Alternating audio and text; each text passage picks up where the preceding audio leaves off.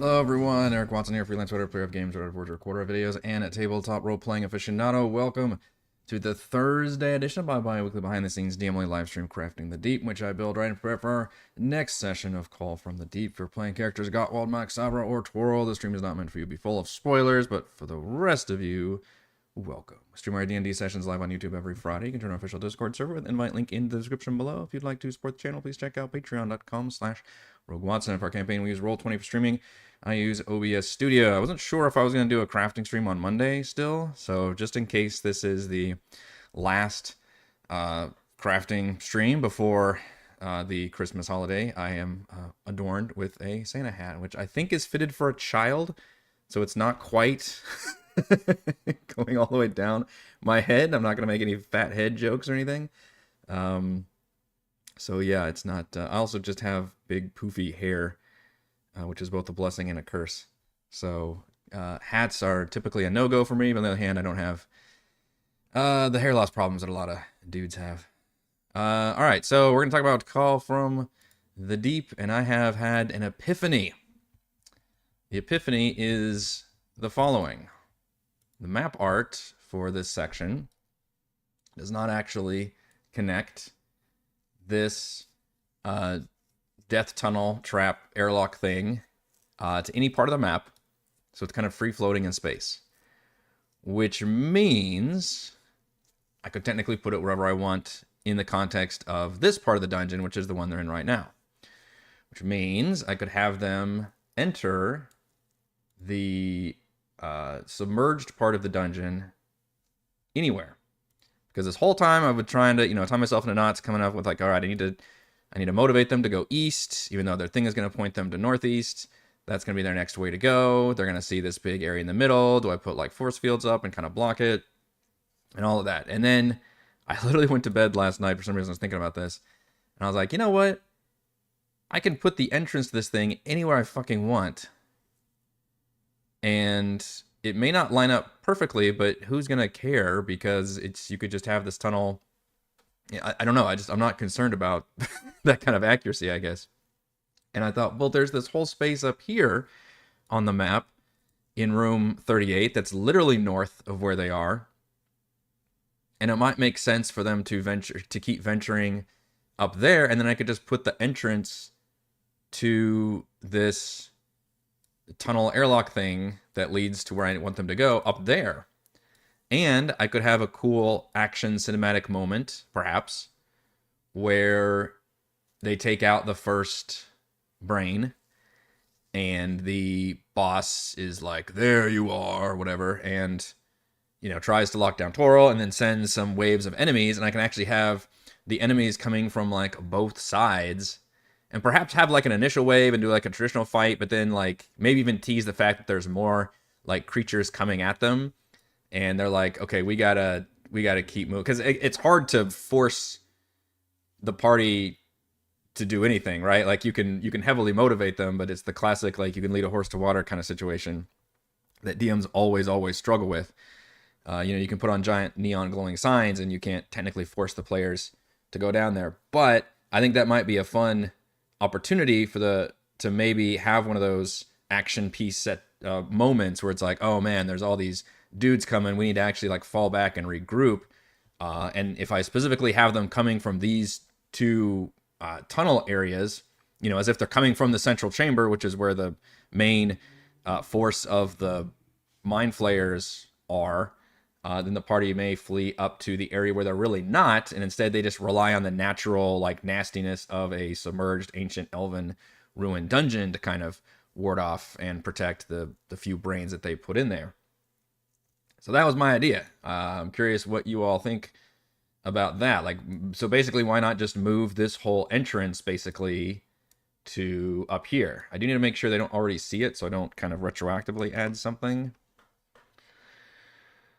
And Gottwald's the best one to see that because he's got stupid 120 feet of dark vision, which man, looking at the 2024 rules, there's actually like, what, one or two, I think, of the species or lineages that have like naturally 120 feet dark vision. I think orcs and drow of the elves and maybe one more just straight up get 120 feet of dark vision as a species. which is pretty nuts. So got to start dealing with that more often, I think. So it looks like you can see right here up to like the third step. So if I hide it like just right here, maybe in this north side, because otherwise this area is empty. It only features like some, I don't know, creepy like hieroglyphics or something, and it's supposed to be a clue that has to do with the area down here in the temple region that I basically completely closed off and I'm not going to use. So that might make a good use of that area. I need to organize my journal a bit. I forgot we had a bunch of creatures hanging out here that I need to move. Let's see, creatures. We've got the brain in a jar.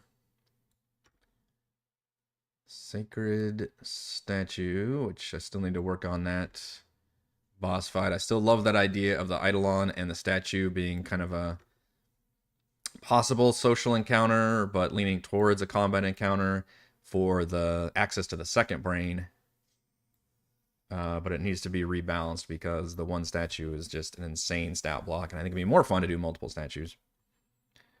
Probing tentacles don't care where the entrance is, they just go for it. Yes. So, like, if we literally take this little art design, did I already put this on the map layer? I did. And I don't know if I still want to use the blue, if that would actually show up too much. You know what, is this, let's lock the whole thing. Okay, it is locked, good, okay. I figured out that's actually a good technique, years after using Roll20, is to lock the fucking map so you don't accidentally move it when you're moving the thing around. It took me so long to figure out. A lot of the Roll20 professional people do that whenever they're doing their maps. And they lock a lot of the thing. They lock like everything, which is actually pretty handy. So if we were to, I need to hold down Alt, I think, to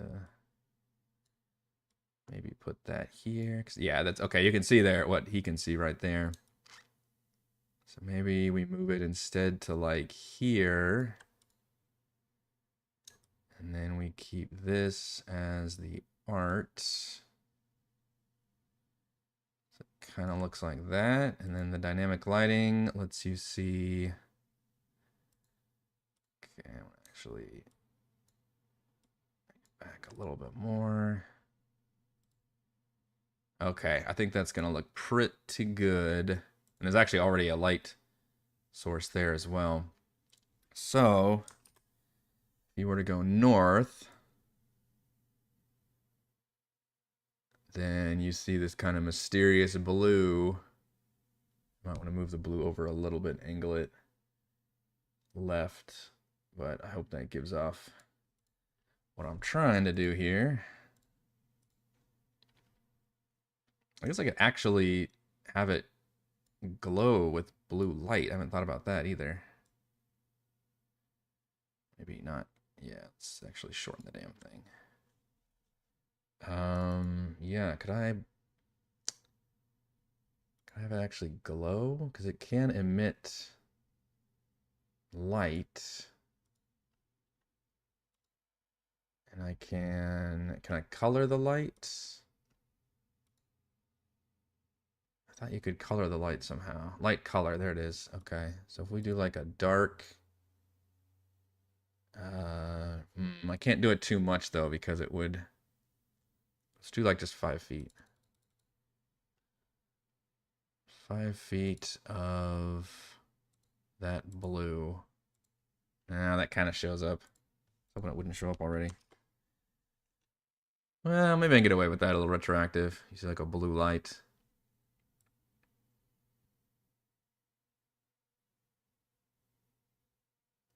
Yeah, I think that's kind of interesting. Maybe that's something I can tease also, because I think it's one of those things where if the DM mentions something, the same way as if you're watching a movie and the camera like zooms in on a certain object or something, then the person is like, oh, this is important.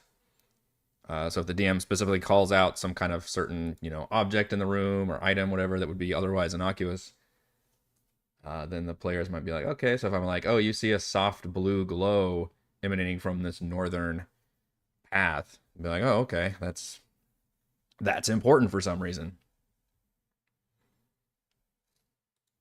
You could, but honestly, I like having this. I think I just like having the secret corridor down here itself, because then we don't have to return to the central area, and I think you can get away with kind of doing these reinforcements, which hopefully we can get more of the player. The only tricky thing is a lot of the players probably won't bother going into this poisonous pool necessarily. I could see like Matt can climb. Gottwald's already in there, and once we make the save, you don't need to make the save again. But that's okay. We can still have reinforcements come. They'll just have to start back a little bit further technically. I was hoping they would be pushed out a little bit more to the north, I guess. Well, maybe we'll see. We'll see how the timing works out. But I would like to have enemies come at them from both sides. Maybe we actually do a bigger, little bit of a battle here. Not necessarily a big boss battle, but I mean, this would kind of be the client. So I guess if you know, if we're dividing up the dungeon into these individual biomes and sections, this would kind of be the boss battle of this section, which is the Corrupted Caverns. This is this whole like kind of left side of the map, I guess. And then the Submerged section is kind of divided into two areas. And really, they're probably going to end up stumbling on the boss fight of that one pretty quickly, because that one just doesn't have a whole lot of other stuff going on. At least like room-to-room boss monster battles like this area did.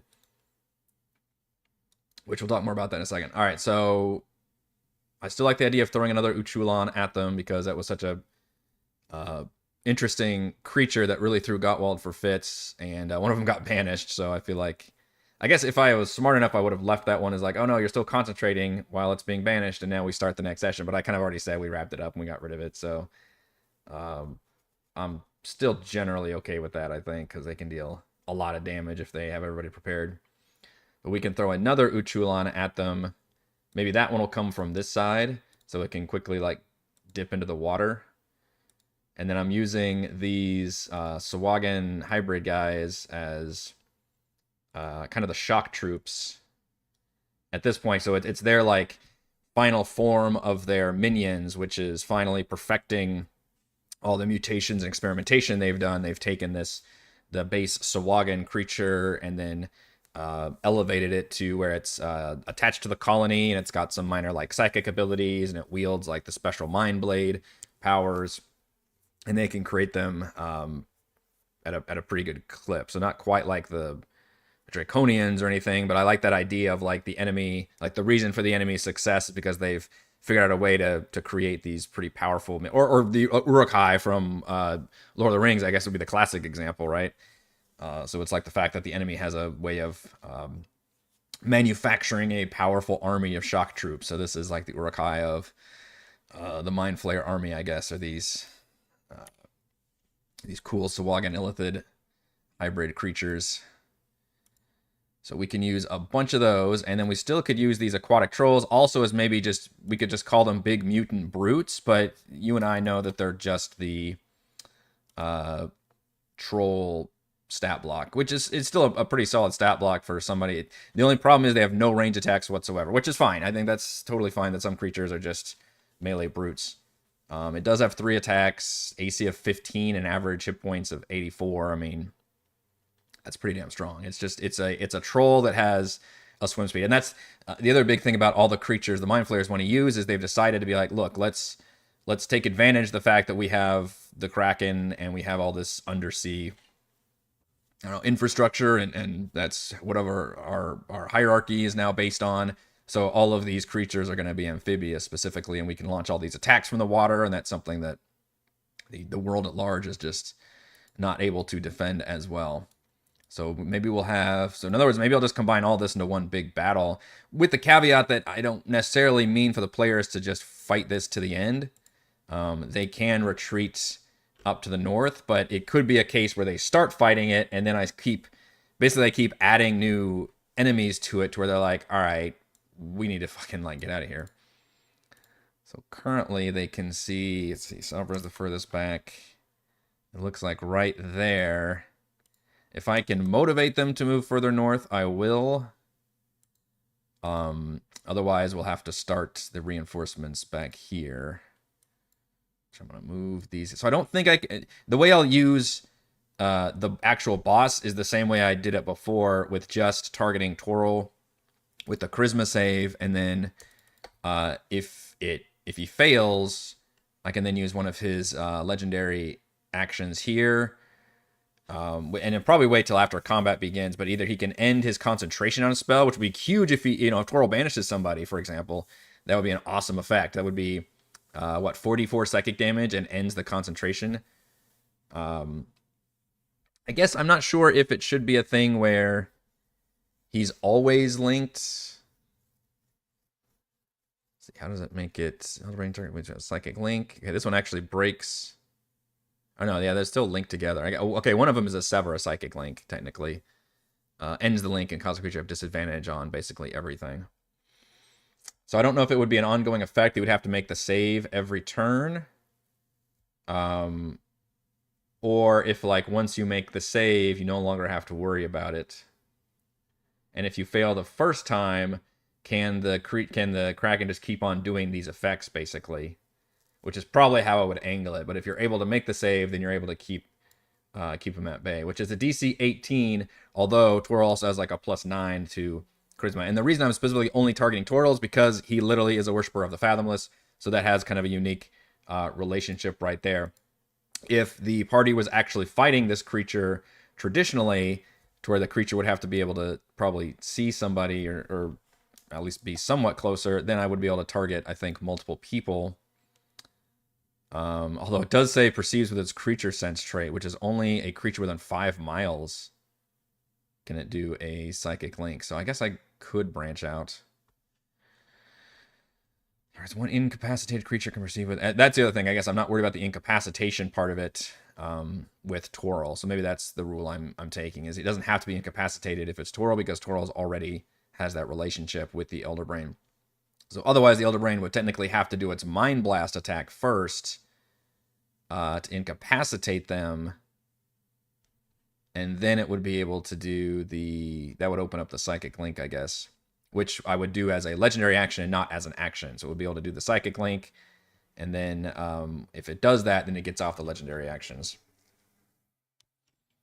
But I'm getting ahead of myself because I don't think that would be the case here, unless if the party some reason goes down. If they come down and fight this fight, then I could have the Kraken Brain actually dip down and they can see part of it in this hole, and maybe I could like unleash like the lightning storm. I don't think I would use any of its like tentacles or anything, because it's technically the hole's 50 feet in the ceiling. So even though it's got like a 30-foot reach, I don't think the math quite works out where it can actually reach anybody with the tentacles. But I think it could do its lightning storm. It's 120 feet. Creating 3 bolts of lightning that do 4d10 damage each, DC 23 dex save. That's huge. So they'd be like, oh shit. So that'd be one way of motivating them to get the fuck out of there. Also, it could technically use any of its spells, I guess, but I would technically probably just do lightning storm. I think it does always have foresight on also. Isn't foresight pretty fucking good? It's a 9th level spell. Target can't be surprised. Has advantage on attack rolls, ability checks, and saving throws. And other creatures have disadvantage on attack rolls against the target for the duration. Not concentration at all. It's just a super fucking buff. Although Lightning Storm is not an attack roll, so it wouldn't actually necessarily help it there. But if the party tries to cast a spell, I guess it would have resistance. And obviously it's got legendary resistance. Yeah, it says it casts Foresight on itself before it attacks. Damn right it does. I could also cast Chain Lightning. I'm not sure if Chain Lightning is better than... Let's see. Lightning Storm is a DC 23, dealing 4d10 lightning damage. It's only one target, each of which strike a target the Kraken can see. It's weird that it's not an attack roll, because it's the way it sounds is like Scorching Ray or something, where it's like you're generating 3 things and you're attacking with them, but it's not an attack roll. It's a dex save. Yeah, each of which can strike a target. So each one does 4d10 lightning damage. So that's technically you could attack the same target. That's 4d10 times 3 is 12d10 damage. I'm pretty sure it's more than what Chain Lightning can do. Create a bolt of lightning. 3 bolts, then leap from the target to as many as 3 other targets, each of which must be within 30 feet. Target's making a dex save. The target takes 10d8 lightning damage on a failed save. Okay, maybe not. Maybe Chain Lightning actually does more. Each one does 10d8 lightning damage? Fuck. That is kind of ridiculous. You create a bolt of lightning that arcs toward a target of your choice you can see within range. So the one bolt does 10d8 lightning damage on a failed save, and then 3 bolts leap from that target to as many as 3 other targets. So that's 4 possible targets if they're all within 30 feet of each other, each having to make a dex save for 10d8 lightning damage. Okay, that's definitely worse. Worse for the players. For the 6th level spot. Jeez. I guess the advantage is Lightning Storm is not a spell. Although it does say magically creates, but it's not a spell for counterspell purposes. Not that the party has that for some reason. Actually, no, I think Twirl does have that ability. But yeah, it's better. 150 feet range, jeez. I guess if they were really separated from each other, not within 30 feet, then Lightning Storm becomes better. But otherwise, if they're within 30 feet, which a lot of parties would be, then Chain Lightning is devastating. My goodness. I mean, you know, pro tip, don't fight a Kraken, basically. That's the moral of the story. Don't fight it until you can remove all of its augmenter brain protections.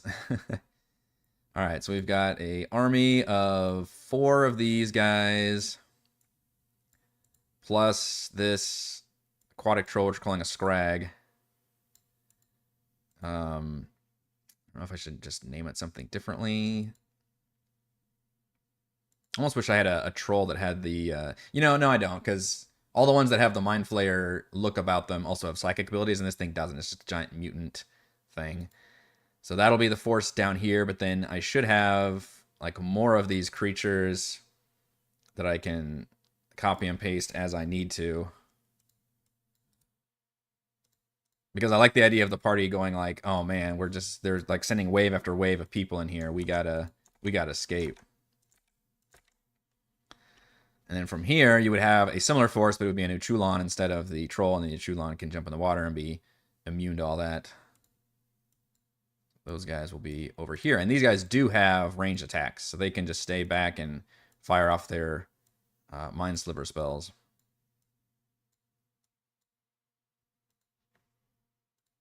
Maybe I'll include one more up here.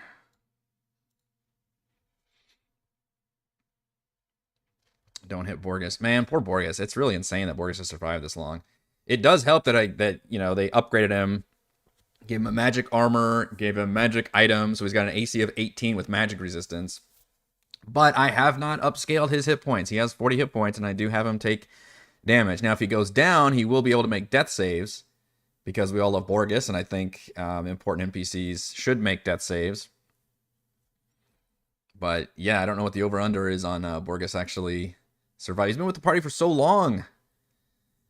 I forget if they've taken him on every single thing. I don't think they had him for the styes. Because one of the styes was after, I think, the Swagan Stronghold. But otherwise, I mean, he was there for... well, I'm trying to think now. He came in for reinforcements during the Tentrix battle later, I believe. So maybe he hasn't been in, like, everything. But he's certainly been in for a lot. So shout out to Borgus, one of our most used NPCs. People just love a subservient, energetic, but not annoying, which is a careful it's a careful line you don't want to cross. Party member. Which is, I think, exactly what Ballista was in Realm of the Frost Maiden. Although Ballista was never a combatant. So the unique thing here is we had like a Ballista type character, but Ballista was never really a combatant. Whereas like Borgus actually is a combatant and does like contribute both as a health point buffer and an attacker, and occasionally does some pretty great attack. So it's not nearly like having a 5th party member, because I don't give Borgus a lot of fancy, like, he doesn't have fighter abilities or anything. He just... And in fact, I love that he has just the one gun, because he's always got an attack he can do, and it's just the one attack, which is fantastic and easy to run. So we could make jokes about a DMPC and everything, but it's kind of it's honestly it's the player's choice. Like if they wanted to, tell them to fuck off, whatever, they could certainly do that. Can't kill Borges at Christmas time. Or Borges. It'd be amazing again if I was writing the story. I mean, I am writing, but it's D&D. Is that through some context at the end, Borges has to like sacrifice himself to like save the party, right? Like I do something horrible where the Kraken like grabs him, but it's like Borges gets to have a bit of a sacrificing hero moment, or that opens the door for one of the party members, probably like Mac, to be able to have a big hero moment and like put themselves in danger in order to sacrifice Borges. Like some kind of drama will hopefully work its way out. If I was writing it, I would like guarantee that would happen. But instead, all I can do is try to set that up and hope that the dice and the players and everything, it kind of falls into place. So we will see. So I will let the party have a breather here. They will be able to deal with the brain. Hopefully start exploring this space a little bit, subtly nudging them forward, maybe even teasing the fact that there's something up here. And then after they destroy the brain, that will trigger the wave of enemies that will come after them from both directions, which should be a pretty, like one of these would be a kind of a minor scuffle, I think, for them. But if I'm literally doubling it, that should be a pretty challenging fight, especially with this big poison pool in the middle. And some big like bruiser enemies along with some kind of ranged attack dudes. And obviously the party can throw off all their spells and stuff. But, what is a dungeon if not trying to get them to expend more of their resources, which I think they've done quite a bit so far. The Warlock's a little bit harder to track for that, but our Wizard is probably the best guess, although she also has the staff that makes her very powerful and not have to spend nearly as many spell slots. Yeah, they're doing just fine so far. She has spent her level 6 spell slot, though. She did use Eye Bite against those things, so that's interesting. Also spent a 5th level spell slot and 2 first levels and a 3rd. So not quite half her spell slots, but some of the stronger ones for sure. I do plan on having the party long rest one more time. I don't know when that's going to be. I'm still trying to work it out, and awkwardly, we're getting close to the longest point in which the party has gone between long resting. In fact, I'm going to look it up real quick at roguewatson.com. Let's go to session recaps. And that should tell me how embarrassing. My website's taking forever to load. Buffering. There we go. Let's see. Call from the Deep. Because the longest we had was level 7 in the Sahuagin Stronghold. That was 8 sessions. So we had 8 sessions until we leveled up. We've averaged around 6 to 7 per level up session, which for some of you may sound like a lot, but again, we have sessions that are like barely 2 hours long. So we tend to have more sessions between leveling up. But right now, this would be session 7 since we leveled up to 11, because we had 4 sessions in Purple Rocks. And then we've had 2 in Ascarle, and this will be the 3rd one in Ascarle. So pacing-wise, it would be nice if they actually leveled up after this session or maybe the next one. But I'm trying to suss out like where that next long rest thing is going to be. Probably the best time for it is when they meet the Lich. Because that would probably afford them the safest place, would be the Lich's, which is usually not true, which I love. I love that. I love, one of my favorite subversions to do in any of my games is to take a horrifying creature and have it be just a fun role-playing opportunity. I think that's absolutely fantastic. And you notice I try to do that at least once in every campaign, hopefully multiple times, with various kinds of creatures and stuff, because I think that's really fun. But I think that might make the best place and would probably be over halfway through this final experience, because that will have done 3 of the 4 brains, but we still have that 4th one in the Illithid section, which is going to be a major one, and then obviously the whole finale. So I think that would probably be the best time to do that, and that would be in this upper right, which I still haven't put. I really need to put this on the map, honestly. But it is, in fact, it's not even, it's like right here, basically. So it would have them going through the entire submerged section. So unfortunately, if I do that, then level 11 would ironically be like one of our longest levels, which I guess kind of makes sense. You think, if you think about like for a video game, you level up faster in the early levels and it slows down as you get later on, just because it's takes like more experience or whatever. So maybe I'm okay with that, but hopefully it doesn't take too much longer. I guess it just depends on how far we make it through this entire upper section. So in this week's session, tomorrow's session, I do want to have a battle down there. We want to take care of the brain. We want to have that fun battle, but also maybe not do a full battle, but like motivate the players to run north and try to escape the area instead of having a huge fight down there. But there should be some kind of a fight. And then the party could, in fact, if I want to be more,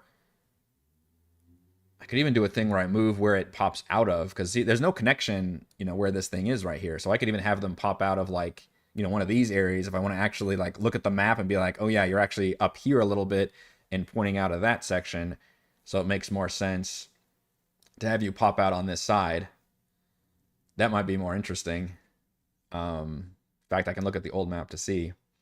And then let them explore a little bit, and then we'll just see how many sessions it would take to get over there. I mean, I'm looking at this is probably going to take another, 3, maybe even 4 sessions. So yeah, we could end up having even like 12 sessions at level 11 or something, which is kind of nuts.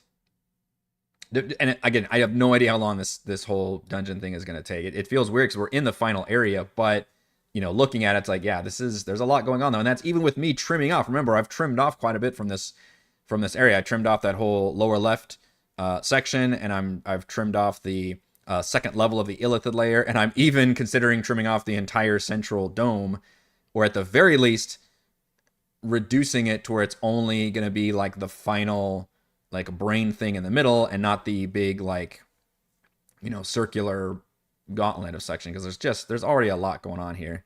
But I do like that we're going to go from a cavernous dungeon crawl into a cool ancient ruin submerged dungeon crawl. I do like that this final area has the multiple biomes and doesn't just feel like it's one big thing that's always the same. So let me switch to the old one. Most WotC campaigns are built for 1 to 3 to go fast. Yeah, fast. Or even they're not even built for 1 to 3, right? They'll like start at you basically 3rd level, and they're like, hey, here's like 2 bullshit side quests you can do to get you to 3rd level.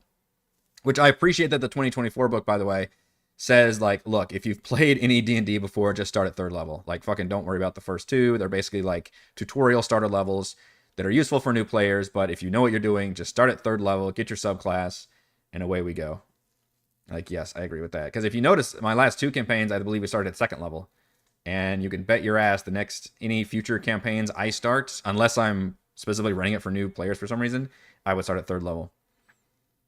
49 is to go slow. Anything past that, to rip along pretty quick. Interesting. So, if we were to connect... Oh, wow. You could connect it here. That'd be interesting. So I'm looking at the scale. So if I'm moving this and putting it here... yeah, that'd be funny. I could connect it here and actually get rid of the... The bad thing is that has them going through the tunnel and then fighting the gargoyle statues right off the bat. That feels pretty mean. If I keep the tunnel being a death trap spell also, which would be also mean, because the party will be running in there, presumably fleeing from a battle, and then to get locked in there and have a cloud kill spell. I may need to change up the pacing here. So it's funny that now, late in the 4th quarter, I'm changing all my play calls with the tunnel going over here. But I'm liking this idea. I think I'm gonna stick to that. I'm just trying to figure out what the domino effect of changing that is. Or you have it connect to one of these empty storage rooms, which might make sense, especially if it's a... It doesn't make sense if I keep the secret door. The problem is I have to have the secret door not be secret, because if they just come up here, like, why would they come up here basically unless they know that there's some escape up here? If it was just a dead end, I don't know how much I would trust my players to go up here. And then even though I can be like, whatever perception you have, you find the secret door. I feel like I would need some reason to motivate them up here. Unless maybe there's some kind of just glowing writing up here or something else. And then I can have them, I can point out the secret door. That could be a possibility. The stairs are otherwise still here and they go up to the ruins. I could change that completely, block off these stairs, and just have the tunnel perhaps go into one of these doors. Exit out the door. I wonder if that's too crazy. As a concealed door. I mean, there's secret doors. I don't know if that's the difference. If you're in terms of Roll20, there is. You can mark it as a secret door, which is useful. I was thinking about putting literally stuff on the map, which I've already done, to really highlight the fact that, like, hey, there's a door up here. But if I don't and leave it a secret door, then maybe it's useful to not have it be trapped because it's secret. And maybe that would make sense that even the Mind Flayers and stuff wouldn't have known about this necessarily. Maybe they didn't do their due diligence in really exploring the whole place, and they never went up to this North Cavern and bothered finding any of that stuff. They just dropped a whole bunch of their monsters and crap in here.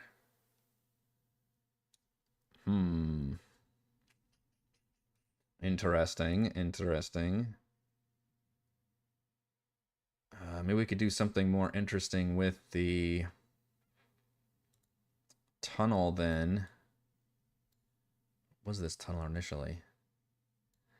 Escape hatch. A cylindrical tunnel plated with iridescent metal. But that was part of the original ruins?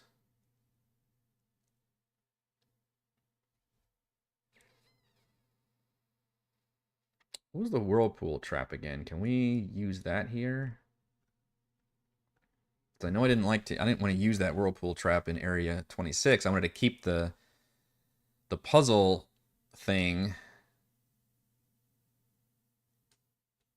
The trap cast the sleep spell at 9th level. I would actually just run the sleep spell from the 2024 edition. Instead of doing the hit point thing, which is because sleep did get better in the new edition, which is just a 5-foot radius sphere, which is very small.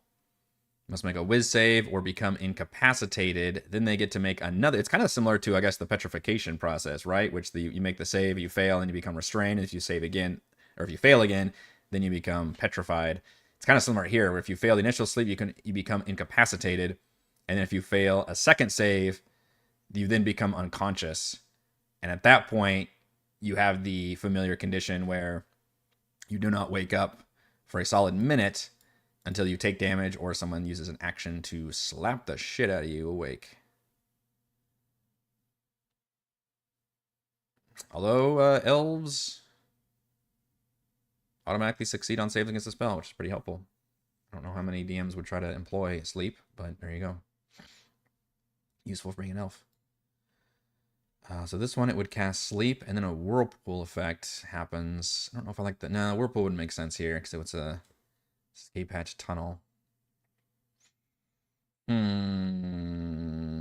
Sleep's not that interesting by itself if you don't have damage involved.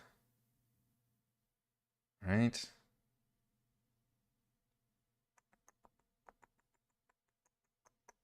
It's like that part of Wizard of Oz where they go through the poppies, the plants, and then she casts like a sleep spell. It's like, all right, but what's the plan here? They're just they're just all passed out. But also the Tin Man is immune to sleep because fucking construct. So you fucked up there. You knew one of them was a fucking Tin Man.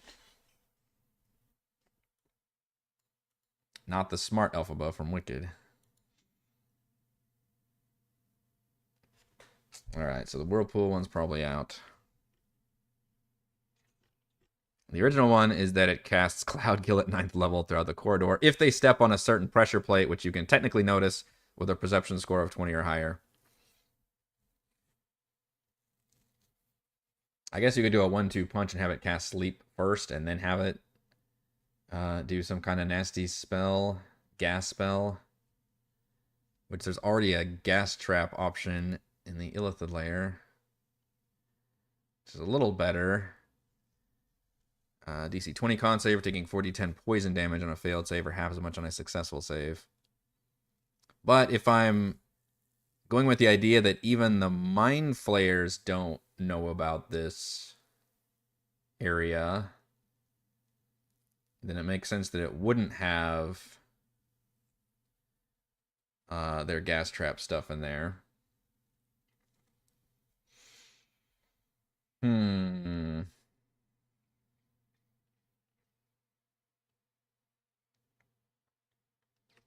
There's another trap that is in the corridor here, 17, which weirdly doesn't have any art on the new edition either.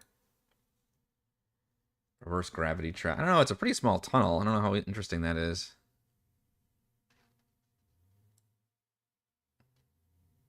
Oh, geez. Windows 10 is like, hey. Yeah, I know. I'm going to have to rebuy Windows. You guys can't see that, thankfully, because it didn't pop up on that. Remind me later. Starting October 25, Microsoft no longer provides free security updates for Windows 10. Thank you for your loyalty. Windows Backup can help you transfer stuff from Windows 10 device to a new Windows 11 PC. Can I just upgrade to Windows 11? Remind me later. Fuck. Why do we have to keep doing new things? Windows 95 was just fine, damn it. Shout out to Windows 3.1. Man, I've been there since the beginning. I remember using Windows 3.1. I remember using MS-DOS. I remember having to make floppy boot disks for new games I wanted to play because I needed that much memory. Config.sys and autoexec.bat. Windows 95 came out, and I was like, oh shit, this is amazing. Windows 98. And I think it was, what, XP after that? I guess it was like 2000. I remember XP was a big one for a long time. Basically up until like Windows 7, I think. That's annoying whenever you have to upgrade something like that. But I think I cheaped out whenever I got my new, whenever I built this computer last time. Because you can get the option where it's like, hey, do you want like the Windows in perpetuity, or do you want like the cheap ass, like one-time Windows, you can't upgrade it from there? And I'm like, the cheap one, please. That's future Eric's problem. Well, now future Eric is here. He's like, you motherfucker. Now I'm gonna fucking buy Windows again? Come on. NT, there you go. I forgot about that one.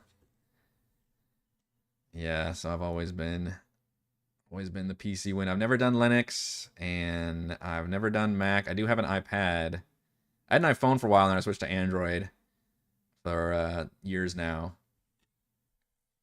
Never used a Mac desktop, though. So yeah, there. What was I looking for? So I got distracted. That literally a window popped up that took over my screen. Oh my god, yeah, look at this trap right here. I'm scrolling through it. This is this trap in area 17. There's multiple complex traps in this dungeon. The Kraken's arms. Prevent intruders getting into this section of Slarkerthel's lair. Designed by the Kraken Society. Well, okay, so that's another one that... Interesting. I think it's meant to block them going from right to left, though, and they're actually going to be going left to right. Trap activates if a creature not wearing a Kraken Society symbol enters the corridor, stays active. It does all kinds of shit, too. Acidic water, grasping tentacles, idol of fear. Becomes more dangerous the longer it activates. Grasps tentacles. I mean, it's kind of interesting. It's like fighting a monster, but solely based on... I mean, at that point, you kind of are fighting a monster. If you're rolling initiative, it's taking place multiple times, and each tentacle has hit points and AC. You're basically just turned this trap into a combat encounter.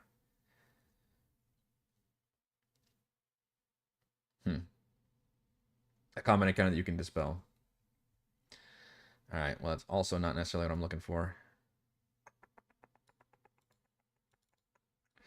I mean, maybe it's worth just having it be a regular ass secret passage. I don't have to do anything in there. I think that's a folly that a lot of DMs fall into. We're like, oh, there's got to be something going on in this room. Well, not necessarily, especially if they're like fleeing an area that just had a lot of shit going on in there, which is this whole, area down here. So maybe there's value in just having it. Sometimes a secret corridor is just a secret corridor. Piss off, Freud.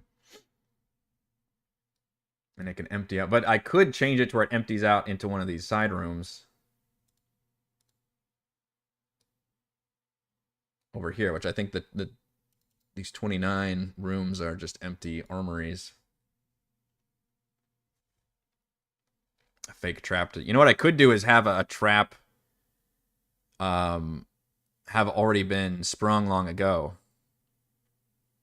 Yeah, the freakiest thing would be to have it look like a trap, but it's like disabled. Like see like the holes in the walls and like the pressure plates, and have them see all that and just freak out and try to avoid it. And in fact, there is no actual trap. That's just crazy.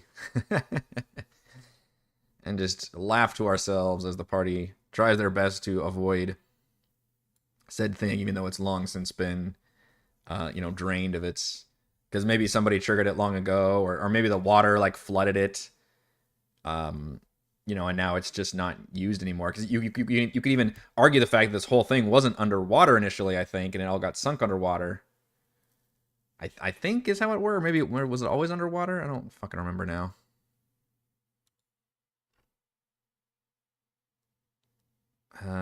They built the city from coral and crystal as they venerated a deep Sashalas above all the deities. For centuries, the elves lived in peace, cultivating unique architecture and art using the materials the ocean provided.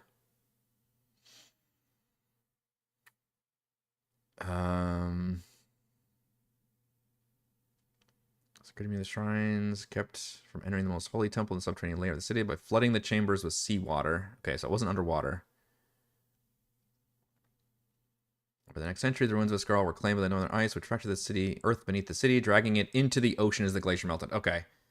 So they were very coastal elves that venerated the water and stuff, but they weren't like literally like merfolk or something. They were still just straight up elves. Good to know. So yeah, maybe it was once an escape hatch from this area that did have a trap, but then the water fucked it all up or something. But then that leads credence to the fact that if the... Well, no, because the Krakenar weren't... I'm trying to think what the Mind Flayers did versus what the Kraken Society initially did. Because the Mind Flayers would have come in and done the brain thing. So they had to have been in here at one point, because they did drop off the brains. But they didn't necessarily go into this. They could have gone in from the, any of these entrances from the top. But before the Mind Flayers were here, the Kraken was already here with the Kraken Society, and they had already built all the arcane sigils to keep the water at bay. The thing is, did they know about this escape hatch? I could argue the Mind Flayers don't, but if the anything the Kraken would know about, then the Mind Flayers should know about if they just took over their minds, I guess. So now we're back to square one in terms of deciding if the tunnel has the arcane sigils on it or not. Maybe you could argue just the whole subterranean area just kind of does. So whenever the party opens the tunnel, they see those same runes up at the other end. So when you open it, you just see like a wall of water, kind of, but you see the sigils glowing, so they know like, oh, okay, so the water's not... That's why the water's not flooding into us. In fact, this would be a great opportunity for the party to short rest here. It's just a clear area.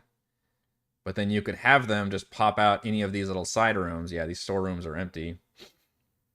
And that might make a better section for a secret door anyway. You'd put a secret door in your frickin', closet instead of the main hallway.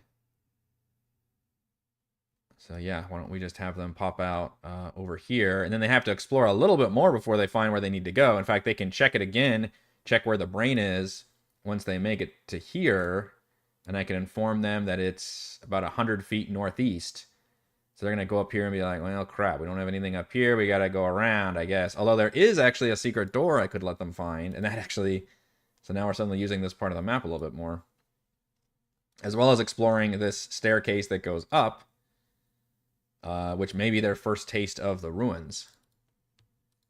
So I'm starting to like this, I think, a little bit more and more. So we're actually going to move that entrance to probably this one right here. I'm being a little bit cavalier with the tunnel placement because I think it would actually, the length and size of it would have it go probably here, but we'll say the tunnel is actually a little bit longer and ends up going up here to this lower room of section 29. So they'll pop in. I could even put a little, that same graphic art I used on the other one, which is this one. Can I get both of them in one? I don't know if I can. Okay.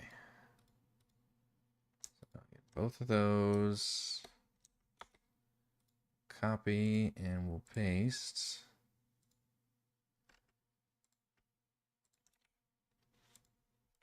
And we'll take it.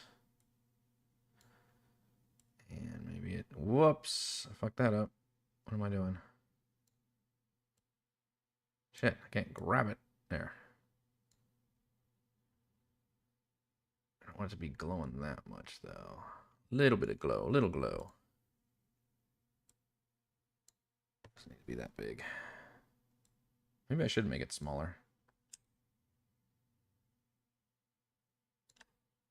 Can you still, yeah, you can definitely still see it. Okay, so the party would actually enter this area here on this side of the map. Still going to the Royal Corridor, which, yeah, has the statue of Deep Sashalas, which they can make a religion check on. And be like, okay, this is a deity of this ancient elven kingdom, so we are like in the ruins, like ass ruins now. And yeah, if they wanted to, they could skip a lot of this by just seeing that the statue points its trident towards this eastern wall, and the players could then search said wall, which is I believe that's this first one. A passive perception score of 16 or higher, or an investigation check reveals the statue's trident traces the frame of a secret door, which leads directly into room 24. Which the only bummer about that is they lose the cool dancing light dolphins thing, which I love in Area 21. I mean, they may explore down there afterwards as well, because why not? But that's another reason why it's important to put the Eidolon in room 24 specifically, so they make sure they do encounter that creature as the main boss force here. They might be able to talk their way out of it as well. So we like that. So we can keep all that as the secret door, which is cool. That allows them to explore down here in the hallway, which is all danger-free and just lots of exploration. There are these stone gargoyle creatures guarding the ruins towards the north. Unfortunately, we don't have art for that. A Capoacinth, which I think is just gargoyle with a swim speed. They describe them as looking like fish. Where's that, room 30th? Yeah, it literally just says gargoyles with a 60-foot swim speed. 2 plinths, each of which is tapped with a hideous gargoyle. So I should just use the gargoyle stat block, I guess. I would maybe like gargoyles, but with like fins and shit. I don't know. What does the gargoyle token art look like again? I don't think it shows. I think it just shows the face.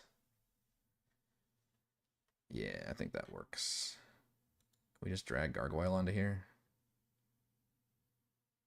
Classic. Is gargoyle already here? Nope, gargoyle's not here. We live again. Dun dun dun dun dun dun dun dun dun.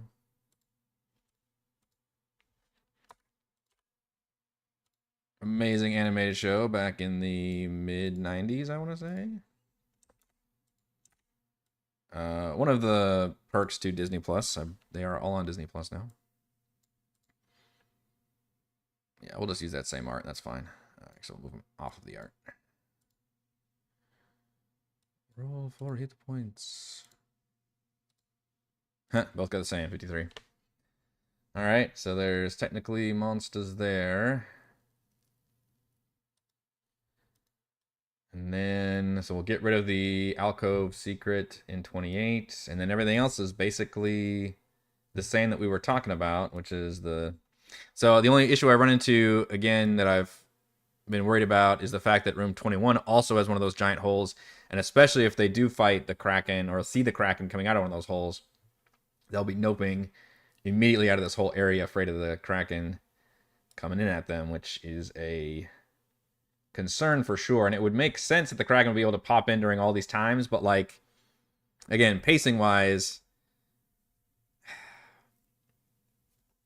it wouldn't be very fun, I think, if the party escapes and they get to this tunnel, they short rest and they start exploring this space. Now it feels like you're back to like, okay, cool dungeon crawling exploration mode. And if the boss immediately finds them, then it's like, oh shit, now we're in like run through everything mode and minions are coming at us and we're just doing that all over again. I still want to do that at least one more time, but probably not yet.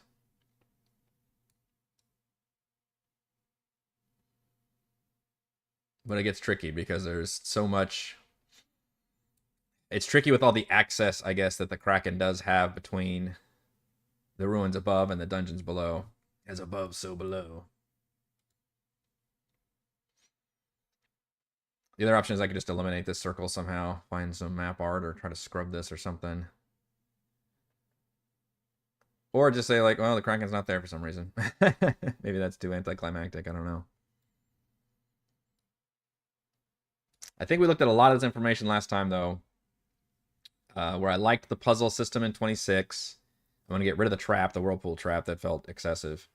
But maybe adding like a consequence for the various figurines, and then having the solution to the puzzle basically in area 25, so players have to extrapolate those two things. The Eidolon in 24 being a guardian with the statues. I'm thinking I might add at least one statue in here and having it pop into multiple statues, but then reducing the statue stat block at least somewhat to make it kind of an interesting like single target boss fight. The dolphins, that if you touch them you get polymorphed into a dolphin, are cool. The water elementals in 19 with a vent in the middle, I think are pretty cool. I'm leaning towards having them here initially and not have them pop out of the vent, just in case the party comes in and like immediately dispels this area. But I don't know. I'm going back and forth on that. And then 18, I may keep that empty. I think it's like a collapsible area. It's got like a sea lion in there for some reason. I don't know how the fuck that sea lion got in there, surrounded by all these traps and monsters. That doesn't make any sense to me. Pillars in the chamber are almost destroyed. A creature that misses a melee attack within 5 feet of him must make a DC 15 dex save and a failed save. The creature hits the pillar, destroying it, and you can possibly collapse everything, which I guess is interesting if you have a fight in here. I don't know. I might leave that room empty, though, because it's surrounded by the water element. I mean, you could have, like, ghosts and shit in there or something undead. I don't know about the Krakenar corridor, even though a long corridor is always a red flag for danger, but that whole trap just seemed a little insane to me. And there's no art on this map, interestingly enough. There's supposed to be this big Kraken statue at the other end. So we haven't really talked about the right side of the map much. I know we mentioned the Voidoni in room 2 and kind of the chasm, which I like the idea of having some kind of creepy effect on the chasm, like the Caves of Hunger. We were going through and you're maybe hearing like echoes and wails from the rift, and you have to make wisdom saves against that or something.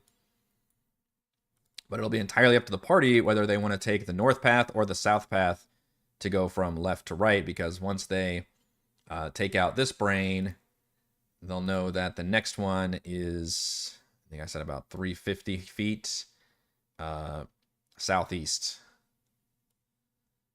Yeah, just about 350, maybe a little less than that. Probably more east than south, I guess. But they'll have to take one of those two directions to get there, and there's more shit they have to deal with in this submerged section as well. Which we'll have many more crafting streams to be able to talk about, because we are, I think, pretty decently ahead of where the party is. Although they could always make a beeline and skip a bunch of stuff, so that kind of would change my plans quite a bit as well. But I don't know if I'll do a crafting stream on Monday. We're getting pretty close to the holiday break. I did mention the fact that we will not be doing our Friday D&D sessions for the next, or sorry, we will be doing it tomorrow, so the 20th will be a normal one.